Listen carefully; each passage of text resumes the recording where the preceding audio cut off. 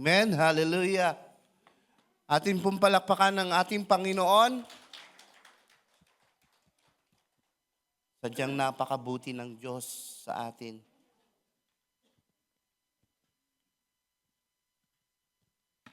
Bago po ang lahat, hindi po ako si Mayor Atienza.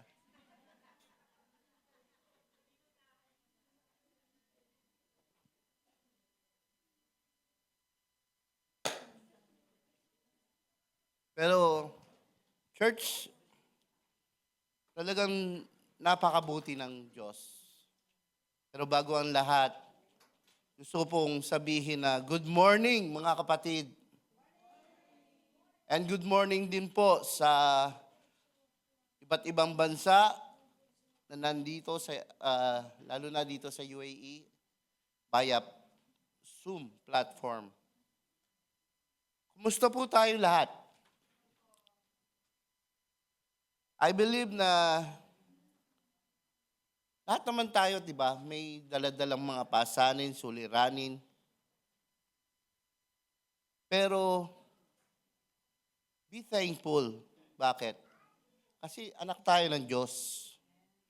Sabi nga in Romans 8 verse 8 says, "For I consider that suffering of this present time are not worth comparing with the glory that will be revealed to us." And in 2 Corinthians 4:17 says, "For this light momentary affliction is preparing for us eternal weight of glory beyond comparison." Diba? Napakaganda ng promise na to, itong salita ng Diyos sa atin. Kaya po ang sermon natin ngayon is the series this month is about faith. First, in James 1 verse 12, the danger of untested faith. Shallow faith collapses under the pressure. A deep faith grows through trials. Can you see, church? We are not only blessed by numbers. Napakarami natin dito, di ba? And we are all one family, big family.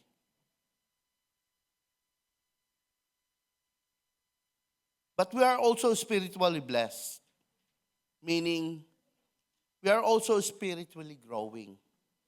Amen po ba? Are we growing? Are we growing in our faith? Amen. Hallelujah. Can we sure na we don't have the same self-deceiving faith as Bro Alvin sermon in James 1 verse 19 to 27? Are we all listeners and obedient to God? Walang makasagot Siyempre. Amen. Praise God. So it means, church, we don't have an empty faith or shallow faith as Brother Kurt's sermon last week in James 4, verse 14 to 26. And now, church, we're on James 3, verse 1 to 12. Nung nakita ko tong topic na to na sinend ni Pastor, sabi ko, na-discuss na namin to sa aming devotion. So, siguro magagaang na ako. Ang yabang ko pa sa sarili ko. Pero hindi pala. Nung habang inaaral ko to, mas lalo ko nakikita yung unworthiness ko and yung talagang glory ni God. Yung kanyang grace, yung kanyang mercy, yung kanyang forgiveness. And I pray na ganun din kayo after this sermon. Na talagang makita nyo ang Diyos sa buhay nyo.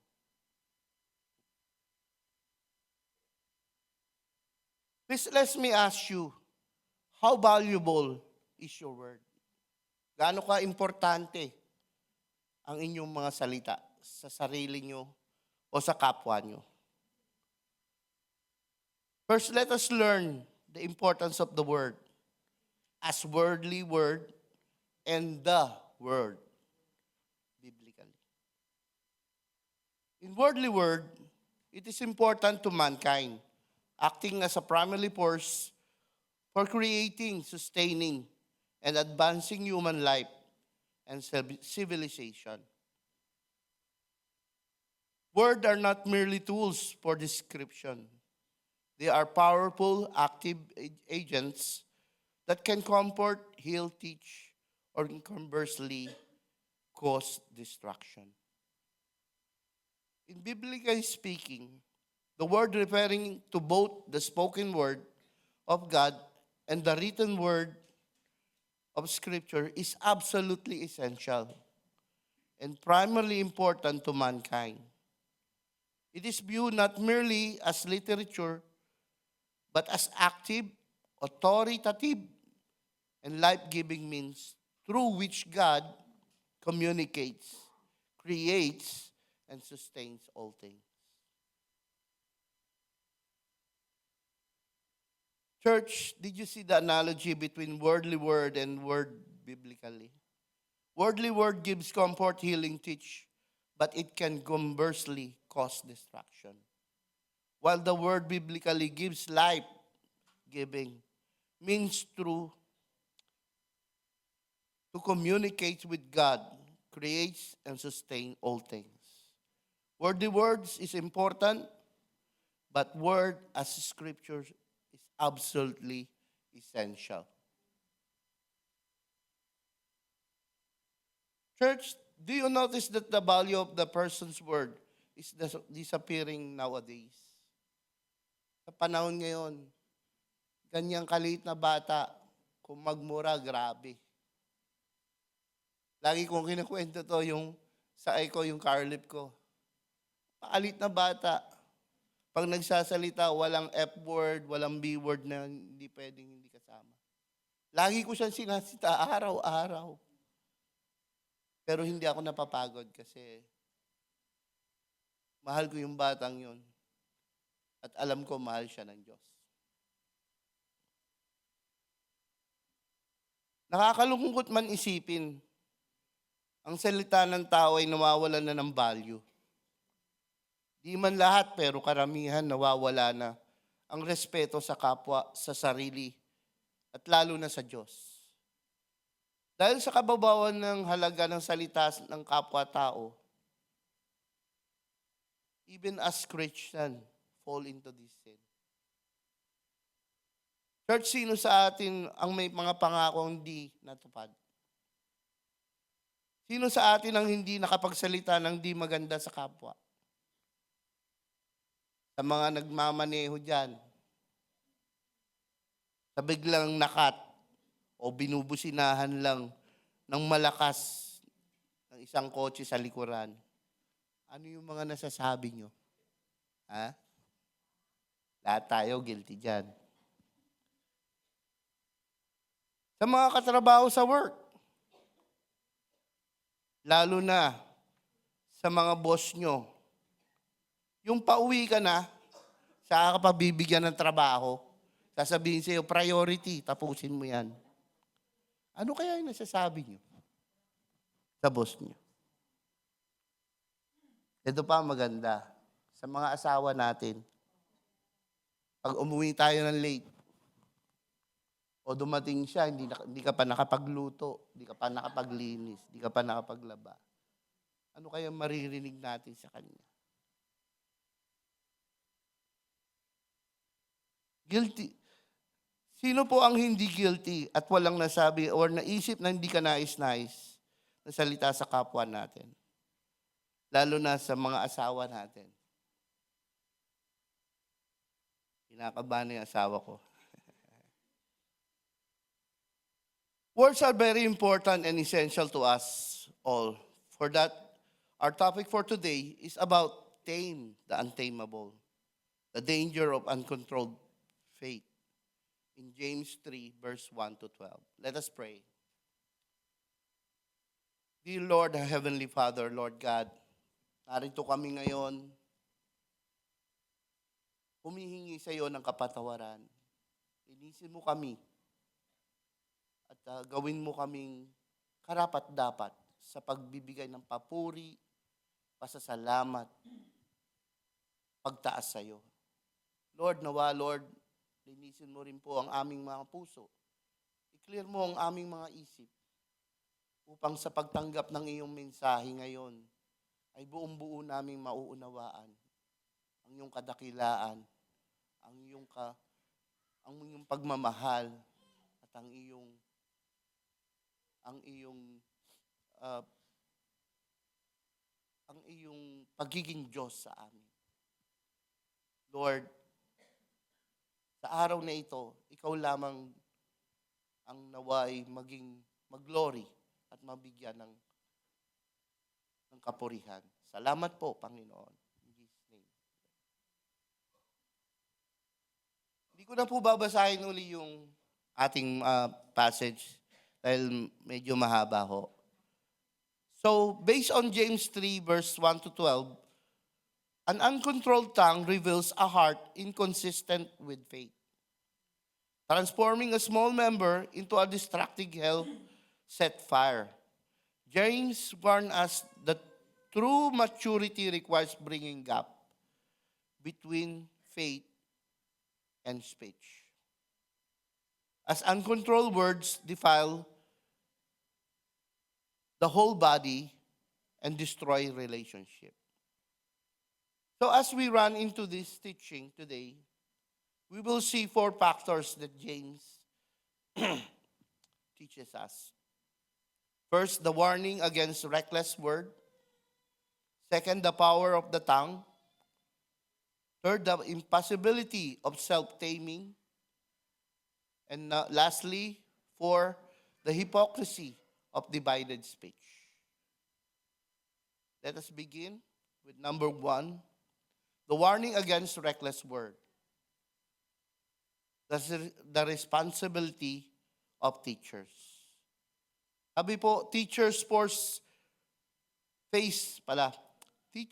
face strictly judgment as their words have greater influence. Church, hindi lamang ito para sa mga teachers. Ito po ay para rin sa ating lahat. Especially sa mga taong tumatayo po dito sa harapan. At ganun din sa mga taong nagbabahagi ng salita ng Diyos sa loob at labas ng simbahan. We are all teachers. We are all preachers. Kahit sa mga kilos lang natin, we represent God. Kahit yung kilos natin, yun yung nangungusap, yun yung nagsasalita. Kung gaano ka-faithful si God sa atin. So, hindi ganun kadali talaga po tumayo rito. Talagang dapat talagang sinusuri mo yung sarili mo through His Word. Sabi nga ni Brother Alvin, maging responsible. Talagang kung tayo ay magbibigyan ng pagkakataon tumayo rito, we should be responsible. Let us dig deeper to His words. Kasi yung binibigkas natin, hindi ito pangyabang lang o para lang makilala ka. Hindi ito yung ganon. It will give life to those who are down. It gives hope to those na wala ng pag-asa. And it gives life. This is the Word of God. In 1 Timothy verse 14, 4, verse 16 says, watch your life and your doctrine closely. Persevere in them, because if you do, you will save both yourself and your hearers. This verse instructs believers, particularly leaders, to maintain personal integrity and theological accuracy to ensure their own spiritual perseverance and effectively leads towards salvation. Lead others towards the salvation. This emphasizes that godly life and sound teaching are inseparable, driving personal holiness and impacting the community. In Matthew 8, verse 16 says, if anyone causes one of these little one, those who believe in me, to stumble, it would be better for them to have a large milestone hung around their neck and be drowned in depths of the sea.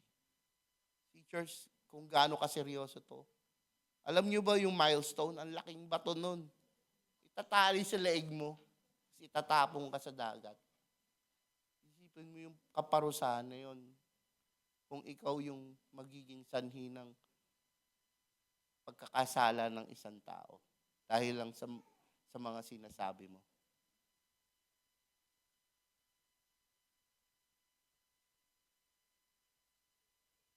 The passage emphasizes that teaching is a vocation that requires integrity, diligence, and fear of the Lord.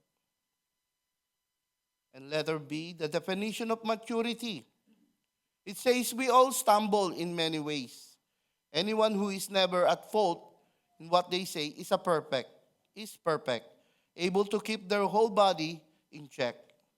This means that controlling the tongue is the ultimate test of our spiritual maturity. It says that all of us frequently stumble in sin, but mastering one's speech is the ultimate indicator of our spiritual maturity and self-control. It teaches us that controlling the tongue allows the person to bridle or direct their entire life, as word reflects the heart's true maturity, true condition. In Proverbs 13, verse 3 says, those who guard their lips preserve their lives, but those who speak rashly will come to ruin. Example, yung mga road rage. Diba? Kaya nagkakaroon ng mga batayan, pagka nagkaroon ng gano'n, bababa, gano'n pa yung, kung ano-ano sasabihin sa'yo. Lalo na rito, kapag nagkamali, sasabihin, hindi mo naman naiintindihan yung mga sinasabi. Diba? Pero it leads to distraction talaga. In James 1:19 says, my dear brothers and sisters, take note of this. Everyone should be quick to listen, slow to speak, and slow to anger. Quick to listen. It implies the being eager to hear, learn, and understand fully before responding, rather than waiting for a turn to speak. I remember doon sa mga, uso pa yung katsara. Nakablock ako sa isang, arbab hindi ko alam. Salita siya ng salita sa akin, hindi ko rin siya maintindihan. Pero pinakikinggan ko siya. Pinag-aaralan ko siya. Then nung nagkaroon ako ng pagkakataon din, sinabi ko lang sa kanya, I love you. Hindi pa ako nagsisinan, totoo po yun. Ganun katindi ang Diyos kapag magbago sa isang tao. Pero dati hindi. Wala nang salita, tatamaan na yon. Slow to speak. This device us about controlling the tongue to avoid rash, harmful, or foolish words. Kagaya nga ni sinabi ko kanina. Diba? Imbis na mag-retaliate ka, say, I love you because God loves you. Slow to anger. This warning is against uncontrolled words or simple outbursts, as human anger rarely aligns in God's righteousness. The context of this verse is part of the broader practical message about living one's faith, especially addressing conflict, self-deception, and the need to receive the implanted word with humility. Kung ano yung binabato sa'yo, with humility, sige lang, tanggapin mo. Diba, meron nga ako sa Facebook, diba, yung may nagalit. Tapos nakangiti lang siya, tinanong siya, bakit ba ngiti ka? Kasi yung tao niya maraming basura. Hinahayaan ko lang ilabas niya yun. Pero hindi ko yun ina-absorb. Tumutulong lang sa ako para ma-outburst niya lahat ng kanyang galit. Para maubos yun, magiging kalmado na siya. Why do we need to control our words? Let us see the answer to our second factor of our message. The power of the tongue. In verse 3 say, we put bits into the mouth of the horse to make them obey us. We can turn the whole animal. In verse 4 says, or take a ship as an example. Although they are so large and are driven by a strong wind, they are steered by a very small rudder. Wherever the pilot wants to go. James now begins to illustrate the idea he introduced in verse 2. The tongue is the most difficult aspect of our lives to truly control. James goes so far as to say anyone who could perfectly control his words would be perfect and in full control of every part of himself. The ability to control the tongue is described in verse 2 is the means of to bridle our body. Totoo naman po ito eh. Kung talagang nakokontrol nyo rin yung sarili nyo sa bawat sasabihin nyo, talagang naiiwas kayo sa gulo o sa kapahamakan. In James verse 3, James point to horses as an example. Horses are large, powerful animal, yet it can control by a small piece called bit. Alam niyo po ba yung bit? Isa na itong aparato na ilalagay sa bibig ng kabayo para kung ano yun. At meron din po itong leather belt na hawak-hawak nyo. At kung gusto nyo siyang iliko sa kanan o iliko sa kaliwa, magagawa nyo. Susunod yung kabayo sa inyo. Sabi, a bit is a bar which a place behind the horse's teeth, resting against the soft tissue in the back of the mouth. With a bit is a horse mouth. The rider can control the horse to obey, to steer it wherever he wants. James points in referring to a horse is a large, powerful animal, yet we can overcome and control by a bit. James also point that the power of the bit is not in its size. Diba, maliit lang siya eh. Paano mo maisip na powerful yan? But it is in his effectiveness. Kahit maliit siya, talagang effective yun na mag-control sa isang malaking hayop.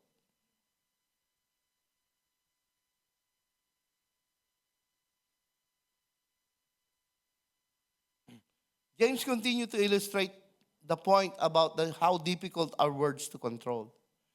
James point to a huge ship at the sea. The power behind those ships in James' era was the mighty wind. Wala pa naman noong makina, di ba? Kaya yung barko noon, bumabase lang sa sail, yung sa hangin.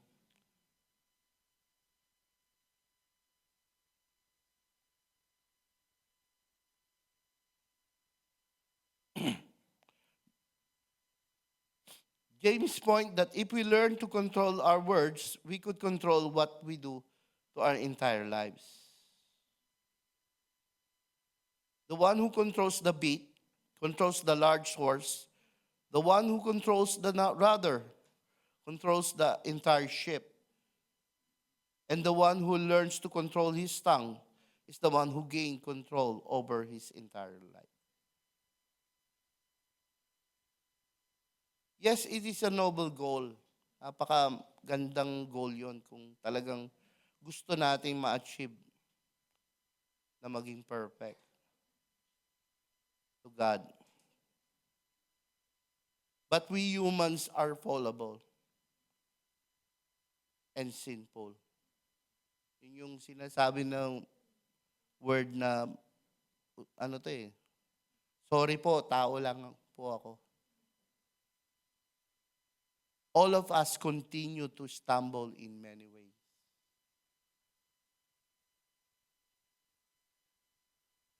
Pero it doesn't mean na porke tao ka lang eh, tuloy-tuloy ka na sa paggawa ng kasalanan o hindi mo na babaguhin yung sarili mo. Hindi. Kailangan talagang i-surrender natin ito sa Diyos.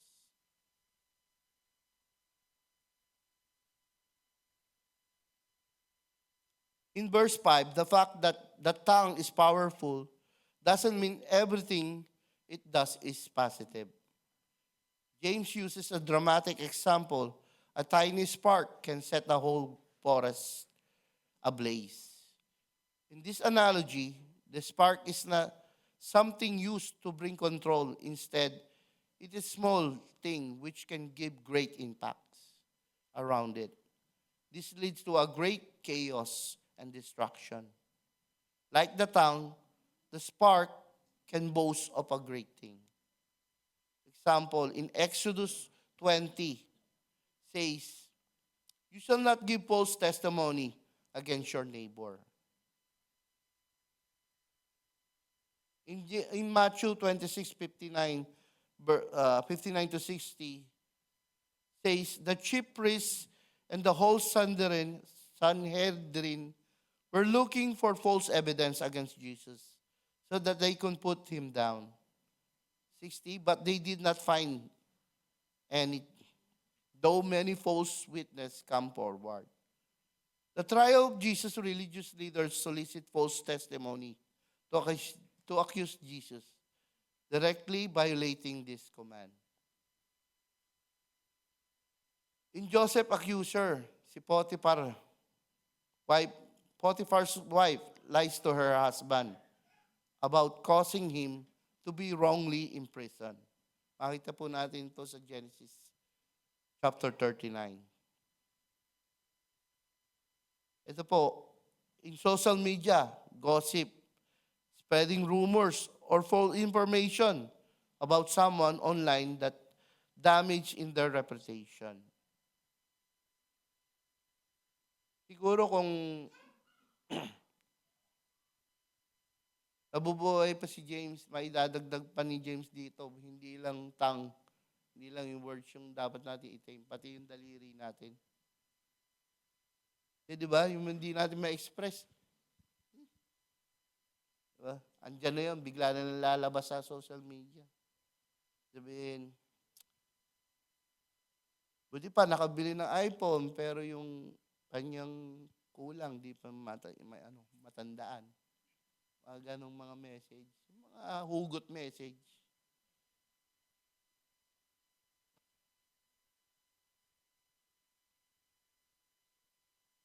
This verse highlights the truth is foundational to community and justice, requiring careful consideration of words and action.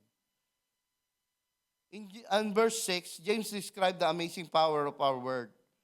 Our tongue, he says that the tongue is a spark which pours leveling fire. Our tiny tongue, through the words we say, can do huge things. Many of them is greatly destructive.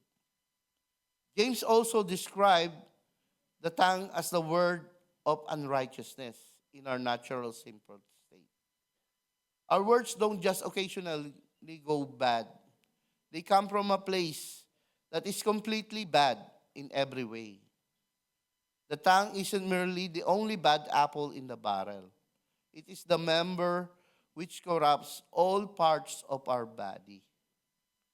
Sabi po sa Matthew 12 verse 34, "You brood of vipers, how can you who are evil say anything good? For the mouth speak what the heart is full of." So hindi lang pala yung tongue, no? Puso rin pala natin. Sabi nga sa Bible, our hearts is deceitful and our tongue is poisonous. So, sa ating third factor is the impossibility of self-taming. All kinds of animals, birds, reptiles, and sea creatures can be tamed and have been tamed by mankind. 8, but no human being can tame the tongue. It is restless, evil, full of poison. This passage emphasizes that self-control is insufficient. Controlling the tongue requires divine supernatural help to prevent it from damaging relationship, reputation, and life. In Galatians 5, verse 22 to 23, the fruit of the Spirit. What are the fruit of the Spirit? Sa lahat po ng fruit, ano po yung mahirap i-maintain? Self-control. Amen. Bukod sa devil, ano pa po yung pinakamahirap nating kalaban? Ang ating sarili. Amen. Yung ating simple nature. Sa mga mahilig mag-alaga ng hayop, ay, si Jen, mahilig yan. Di ba po, napakasaya natin kapag nakikita natin talagang napapaamo natin yung ating mga alaga, yung sumusunod sa atin. O wag na sa mga hayop, sa mga anak na lang natin. Diba? Tuwan-tuwa ka, proud na proud ka pag nakikita mo talagang sumusunod siya sa atin, nag-aaral silang mabuti, tumutulong sa gawaing bahay. Talagang nakikinig sila sa atin. Eh tayo ba? Sa ating sarili. Consistent ba tayo sa pagsunod sa ating Diyos? Are we always consistently faithful to God and to others? Sadly, the answer is no.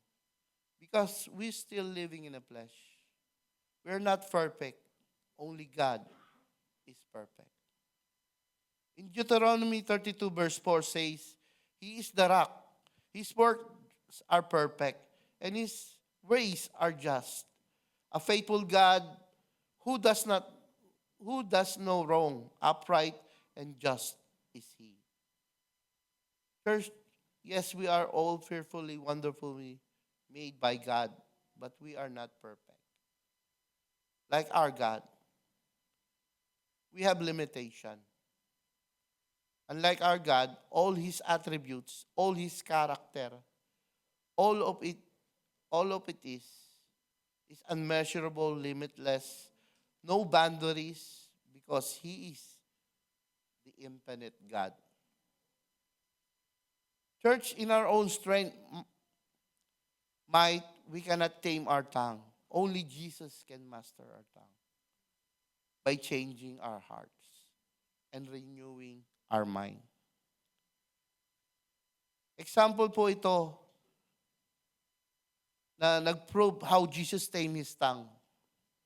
In 1 Peter chapter 2 verse 23 says, when they hurled their insults to Him, He did not retaliate. When He suffered, He made no threats. Instead, He entrusted Himself to Him who judged justly. Praise God, nasa number 4 na tayo. The hypocrisy of divided speech. With the tongue, we praise the Lord, our Father, and with it, we curse human beings. Out of the same mouth come praise and cursing. My brothers and sisters, this should not be. 11. Can both fresh water and salt water flows from the same spring? My brothers and sisters, can a fig tree bear olives? Or a grapevine bear figs? Figs. Hindi pigs. Ako yun. Neither can a salt spring produce fresh water. James 3 verse 9 to 12 exposes the hypocrisy of using the same tongue to praise God and curse people who are created by His image. Sakit nito, no? James argued this inconsistently uncontrolled like a spring produces both fresh and bitter water, or a tree bearing wrong fruit, highlighting the truly transformed light should produce consistent blessing speech. James argued this inconsistency is unnatural. Like a spring produce both fresh and bitter water, or a tree bearing wrong fruit, highlighting the truly the consistent of a heartful speech, open use by professing Christian. Is the breakdown of warnings regarding on verse 9 to 12. The core, hypocrisy, blessing and cursing. James highlight the utter inconsistency of a bipolar mouth. Isa po ng bipolar, intense mood change. Using the same tongue to worship God on Sunday and slander, gossip, or harsh anger towards people during weekdays. This reveals a divided heart that is not fully surrendered to God. Paano-ano ka pa? Paiyak-iyak ka pa. Lord, pagdating mo, tapos yun ba, nabuwasan sa trabaho mo. Talagang boss ko,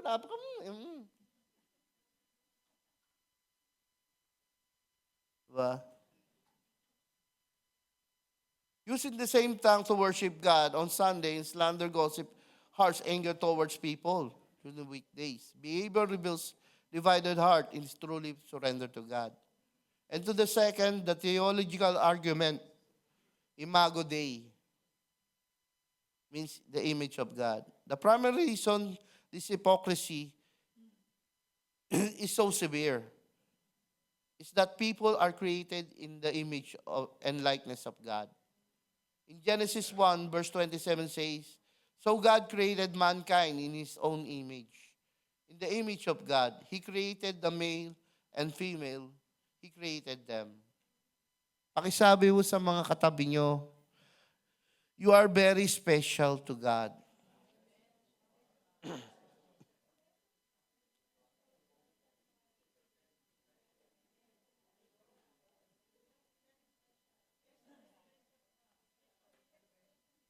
So in Psalms 139 verse 13 and 14 says, for you created my inmost being. You knit me in my mother's womb. I praise you because I am fearfully, wonderfully made. Your works are wonderful. I know that full well.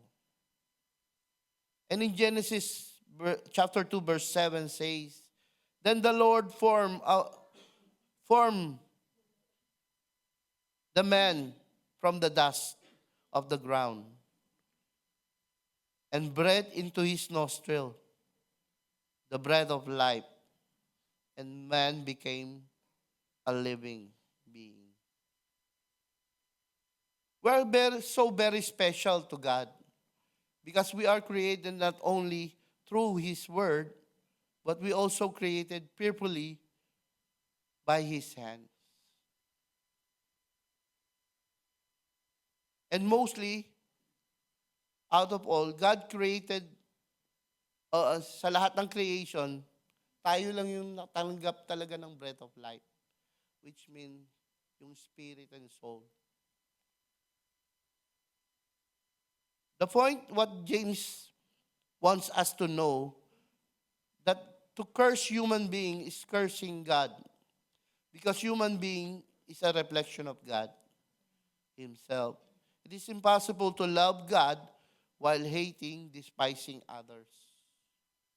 I love you, Lord. I love you, Lord. Napakabuti mo. Pero galit na galit ka sa asawa mo. O sa kapitbahay mo. Church, according to the Bible, God will judge people not only by their action, but also by their words. Church, let me finish in Matthew 12, verse 36 to 37. But I tell you that everyone will have to give account on the day of judgment for every empty words they have spoken. For by your words you will be acquitted, and by your words you will be condemned. Church, this is serious. Here Jesus Christ warns us that word reveals the true state of our hearts, serving as an evidence for justification or condemnation. Words are the fruit from the heart. Therefore, they act as an evidence of a person's inner spiritual, moral, or evil state. Church, our tongue can be poisonous if our heart is deceitful. Yes, we cannot control our tongue, and also we cannot change our deceitful hearts. That is why we need a genuine repentance to the Lord. And let us fully surrender our life and our hearts to the Lord.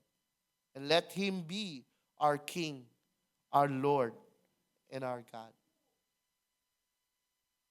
Hindi lang natin tinanggap ang Panginoong Hesukristo para masagip. Tinanggap din natin ang Panginoong Hesukristo upang maghari siya sa atin.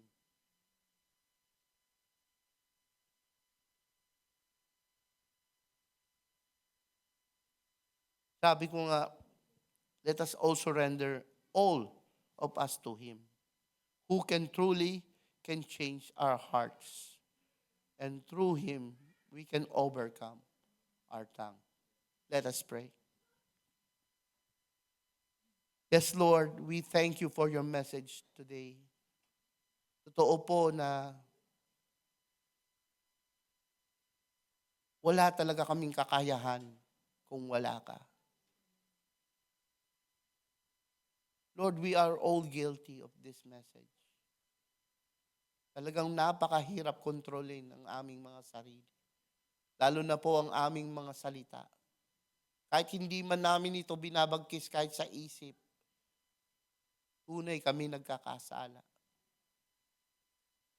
Nawa ipatawarin mo kami kung kami man po ay naging sanhi ng pagkakasala ng aming kapwa.